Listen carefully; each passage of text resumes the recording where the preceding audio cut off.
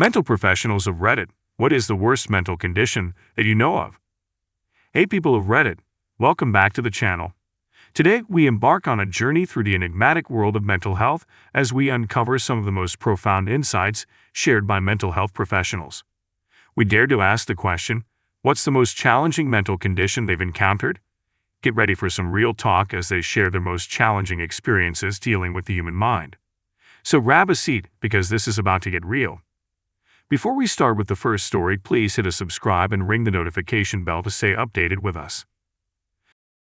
Number 10. Prosopagnosia. I had a patient with this as a therapist. They reported to the ER because their face fell off.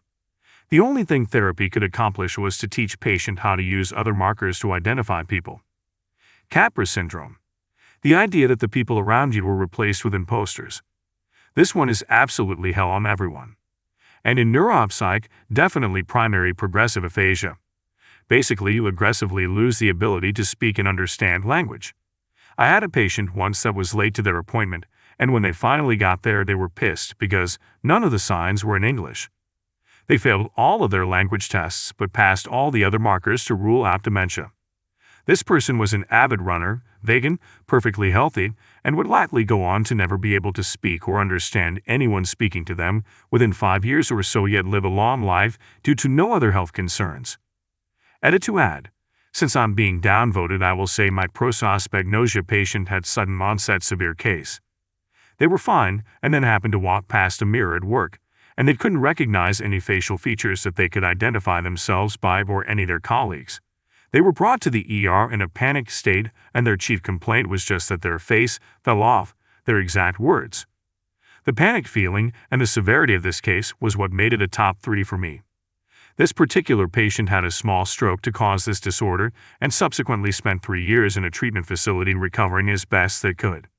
It was an honor and a privilege to be a part of their care team. Number 9. Schizophrenia. Hands down, no contest.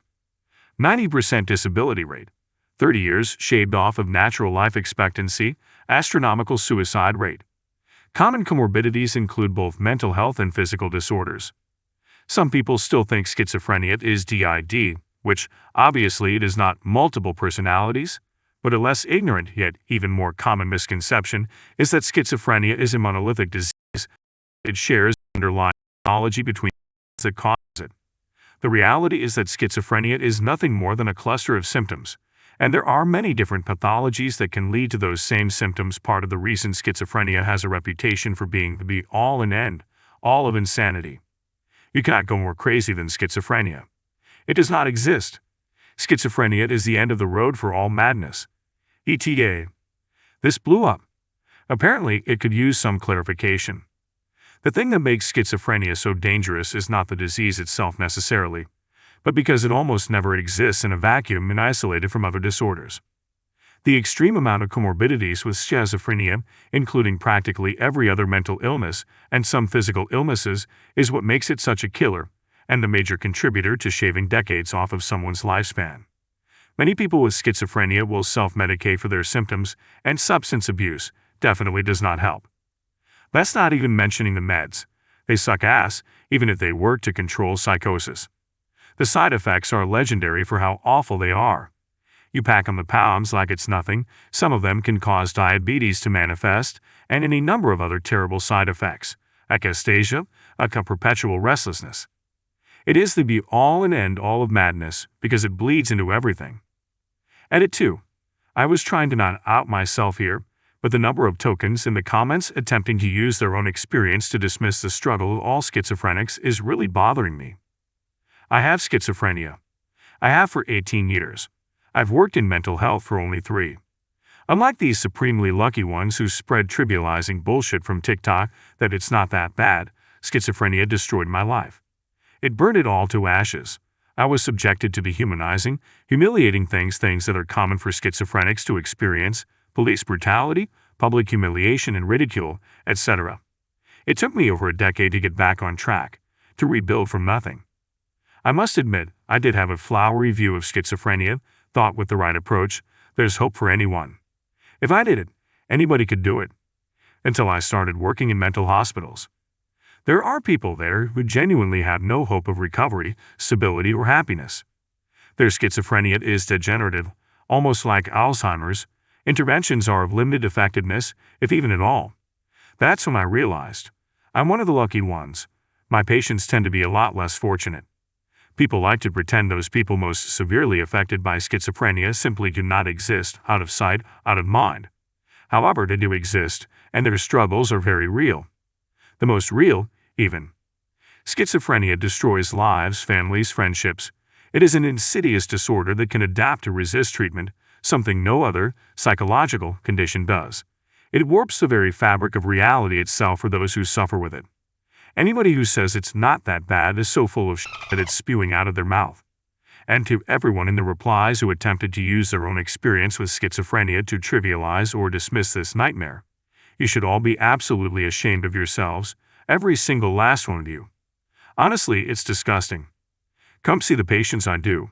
That thought will never cross your mind again after you do. Number 8. Have a friend who works with seriously disturbed patients and told me about a woman who habitually drank hand sanitizer. Apparently, when you do that, your joints lock up and you have to be immediately rushed to the ER for treatment. And what do they have in the ER? Every 10 feet or so. Yeah, more hand sanitizer. So this woman would have to be restrained, otherwise they would find her in the hallway pumping it directly into her mouth all over again. Number 7. Dementias. Watching a person, their memories, their personality die, but their body remain living and confused, is horrifying. My grandma has dementia. She can barely talk right now. She's still physically healthy, somewhat, and a lot of my closely related family died due to Alzheimer's. Granted, they'd acquired it / started showing severe symptoms when already quite old, early to late 80s, but it's still a terrifying prospect to know that I'll probably die in such a way. I hope that when the time comes and it starts to affect me in a significant way, my wishes will be respected and I'll be euthanized, both to spare me the horrors of it and to not be a depressing burden to those around me. Number 6. Anorexia and borderline PDD have the highest all-cause mortality risk and suicide risk.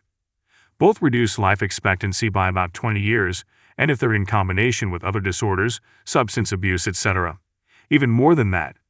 This is partly because of increased suicide risk, but also due to factors like increased risk of unhealthy lifestyle, the combined metabolic burden of substance abuse and medication, and the effects of constant stress. Also increased risk for bloodborne diseases / STDs, like hepatitis, etc., because of risky sexual behavior.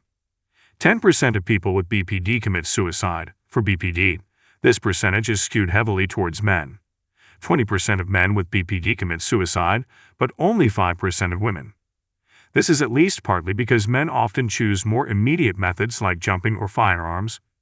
That's not attempts, that's actual suicides.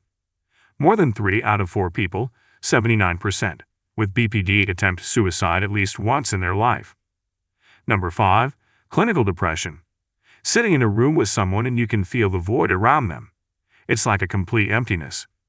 I worked with someone who accidentally set their bed on fire while smoking and was just watching it, like they were watching daytime TV, zero emotion and zero reaction to move from it. It's chilling. Number 4. Honestly, mania. People's lives get ruined because of one manic episode. Thousands of dollars spent, random flights booked, and ending up on the other side of the planet with no way of getting back.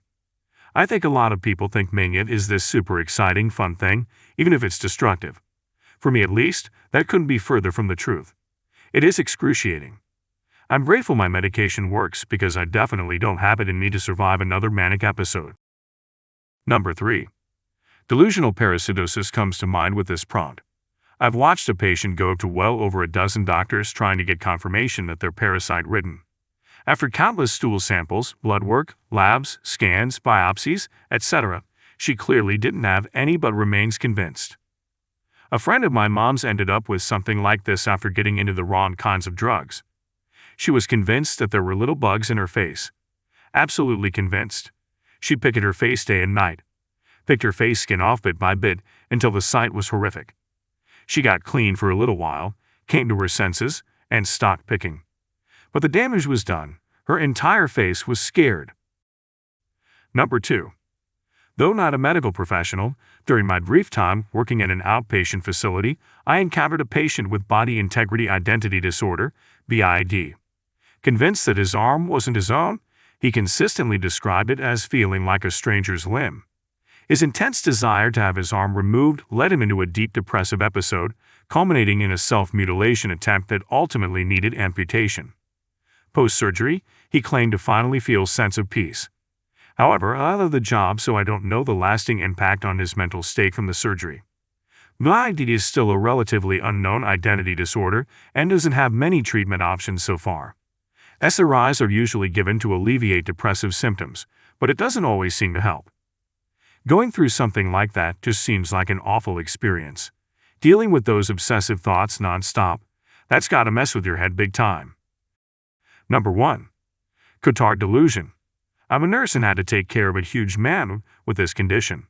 He came in with some odd behavior and escalated to Cotard. The delusion makes you think you are actually dead. He would scream he was dead all day and night. Lived in constant terror. He was such a sweetheart, but became so worn down and terrified over time he got quite dangerous and punched a nurse in the face. Also a nurse, I had a couple patients get ICU delirium that presented with them, believing they were dead. Definitely not a fun time. I mean, it sorta makes sense. Being in the ICU can be comparable to torture with the sleep deprivation, constant beeping, and other noises, lots of pain and other physical discomfort, the thirst and hunger. Thirst and hunger are very psychological, so even if we give someone nutrition through a feeding tube or IV, your brain still freaks out because you're not eating or drinking.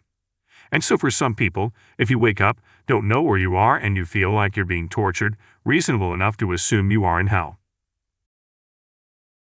Thanks for hanging out with us today as we dived into the world of mental health. If you found these insights as mind-blowing as we did, throw a like our way and smash that subscribe button for more intriguing content. Got your own mental health experiences to share? Pop them in the comments below. Remember, learning about this stuff is a journey, and we're stoked you're on it with us. Catch you in the next one, and take care of yourselves. All right.